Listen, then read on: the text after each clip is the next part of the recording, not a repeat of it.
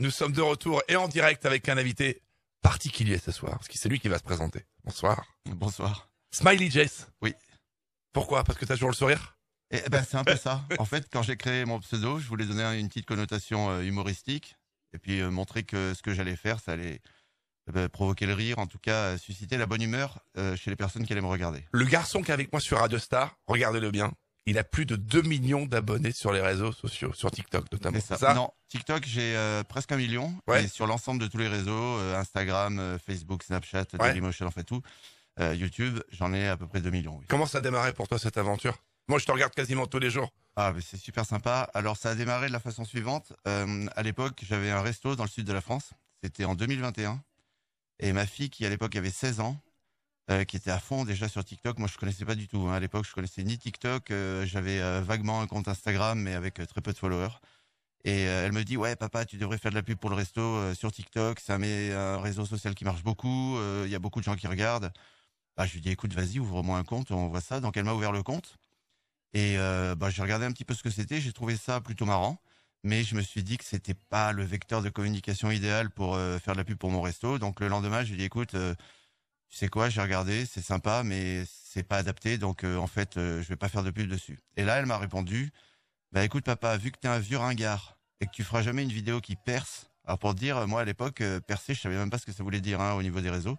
Elle me dit, puisque tu feras jamais une vidéo qui perce, ben du coup je vais te supprimer ton compte. Et là, elle m'a un peu piqué, puis c'est un peu un jeu avec ma fille, des défis, tout ça. J'ai dit, tu sais quoi, laisse le compte ouvert, je vais faire quelques vidéos et on va voir si je suis capable de percer ou pas.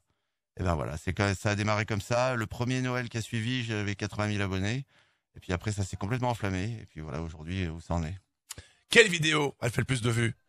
Alors, écoute, tu sais quoi? Je vais pas te dire celle qui a fait le plus de vues parce que je m'en souviens pas des masses. Enfin, si, je sais que j'ai une vidéo qui a fait plus de 20 millions de vues. Ça m'a marqué. Mais par contre, ce qui est incroyable, c'est que ma première vidéo que j'ai postée, tout réseau confondu, c'est-à-dire sur TikTok, elle a fait presque 600 000 vues. Pour une première vidéo, c'est extraordinaire. Et c'est justement une vidéo que j'ai fait avec ma fille. En fait, j'ai joué la carte de la sincérité. Je l'ai déposée à l'école le matin. J'ai fait une photo d'elle dans la voiture. Et quand je suis rentré, j'ai fait une petite vidéo en disant, voilà, ça c'est ma fille. Elle m'a ouvert un compte TikTok. Elle a voulu me le fermer en disant que j'étais un ringard. S'il vous plaît, je connais pas bien le principe, mais faites ce qu'il faut pour lui clouer le bec et lui montrer que je suis pas ringard. Et en fait, les gens sont pris au jeu. Ils ont liké, commenté, partagé la vidéo. J'ai eu 10 000 abonnés dans la journée. En fait, j'ai posé mon téléphone sur le canapé en revenant de l'école, après avoir fait la vidéo. Et vers midi, je prends le téléphone, je le touche, il était chaud. Je me dis, mais qu'est-ce qui se passe? Et en fait, il y avait tellement eu de notifications, de réactions. Et voilà, c'est comme ça que ça a démarré. Donc, plus de 10 000 abonnés dans la journée, 600 000 vues pour la première vidéo. Et c'est vrai que du coup, je me suis pris au jeu, quoi. Star des réseaux. Ouais, Radio Star des réseaux. C'est ça, c'est pas mal. Radio Star des réseaux. Parce que t'as des millions de fans, donc forcément, des messages qui arrivent à tout moment. Ah oui, beaucoup, oui. On te pose énormément de questions. Énormément. Quelle est la question qui revient le plus souvent d'ailleurs? Est-ce que tu peux faire une dédicace avec mon prénom dans ta prochaine vidéo? Alors bon, déjà, je m'excuse auprès des gens à qui je réponds pas parce que c'est proprement impossible matériellement de répondre à tous les messages que je reçois. Des fois, sur une vidéo, je peux avoir 10 000 commentaires. Et bah pour ceux qui me demandent pareil de placer leur prénom sur une vidéo, c'est compliqué aussi parce que je ferai des vidéos qui ne seraient que des suites de prénoms parce qu'il y en a beaucoup.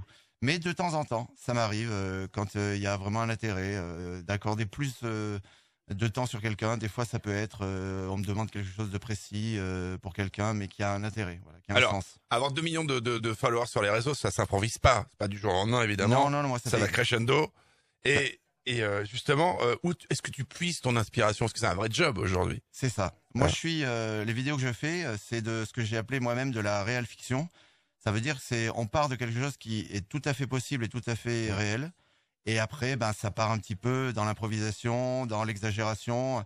Alors, il y a des choses dans mes vidéos qui sont totalement vraies et d'autres qui sont qui finissent en fiction. Ouais, fictif en fait. Exactement. Avec des personnages, j'imagine aussi. Exactement, avec des personnages. D'ailleurs, tous les gens autour de moi que je connais, mes amis, ma famille, ont déjà eu l'opportunité de jouer dans une de mes vidéos et j'aime bien faire participer les gens. Et donc, pour répondre à ta question, le plus dur dans mon métier, c'est justement l'inspiration. Et c'est vrai que, en fait, ce qui se passe, c'est que des fois, c'est, comme je t'ai expliqué, réelle fiction, c'est quelque chose qui m'est arrivé réellement dans la vie. Et je me dis, tiens, c'est incroyable, il faut pouvoir en parler et surtout, il faut pouvoir ensuite broder derrière pour arriver vers quelque chose de plus fictif. Alors, comment tu travailles? Parce que c'est un concept, t'as à la fois l'image et aussi le texte, la narration. Comment Alors tu bosses? moi, je fais des mini films, hein, puisque je suis sur un format d'à peu près 1 minute. Et je suis à toutes les étapes. Ça veut dire que j'écris le scénario, entre guillemets. Bon, je l'écris pas souvent, hein, c'est dans la tête. Je fais jouer des acteurs, parfois. Donc, je suis un peu metteur en scène. Je produis. Je fais le montage moi-même.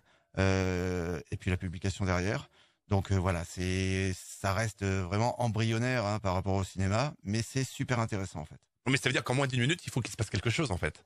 Alors oui et non, parce que moi, j'ai développé aussi un format récurrent que je fais, c'est des film en plusieurs épisodes. Donc souvent en 3 épisodes. Donc je propose le premier le jour 1, le deuxième le jour 2 et le troisième le jour 3. Donc ce qui fait que dans ces cas-là, je suis plutôt sur du 3 minutes. Mais c'est vrai que ça arrive souvent que ce soit un seul épisode. Et donc effectivement en 1 minute, il faut aller à l'essentiel. Vraiment que ce soit au niveau du montage, au niveau du dialogue, il faut vraiment aller à l'essentiel. Et c'est intéressant comme travail parce que ça permet d'épurer vraiment tout ce qui est superflu dans la production. J'imagine que ça suscite, quand on te voit sur les réseaux, ça suscite de futures vocations.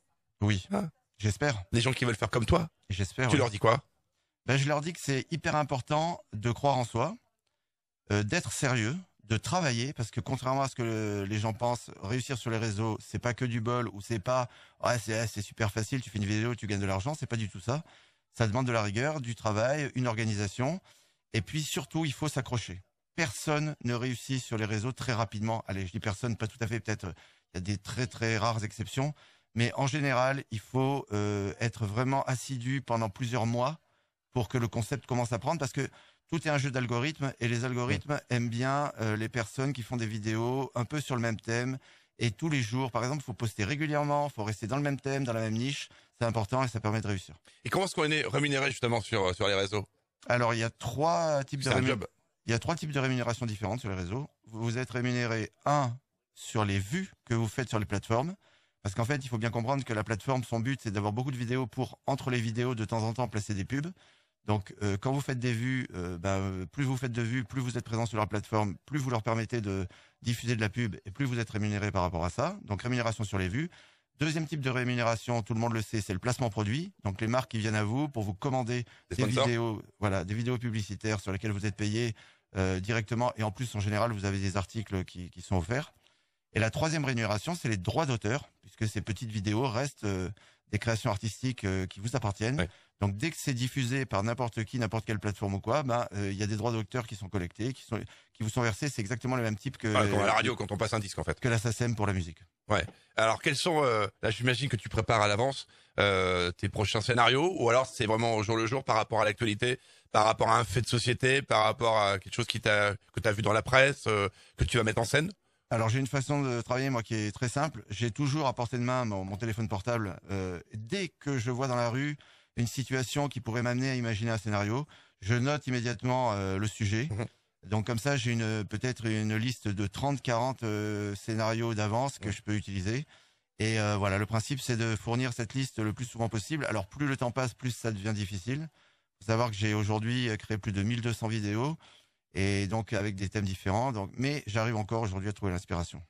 Un dernier mot pour ceux qui t'ont écouté ce soir sur Radio Star et qui sont sur les réseaux. Eh ben, pour tous ceux qui apprécient mon travail, je les remercie de me suivre. Pour ceux qui me suivent pas encore, je les encourage à le faire. Et puis pour ceux qui veulent se lancer, n'oubliez pas, travail, rigueur et surtout obstination. On Pour rappelle tes rien liens. lâcher. On rappelle tes liens et ton pseudo sur les réseaux. Ok, c'est le même lien, c'est le même pseudo sur tous les réseaux. C'est Smiley Jace, Ouais. SMILYJAYCE. Voilà, et envoyer des smileys quoi, voilà. Exactement. Salut. Merci beaucoup Enzo.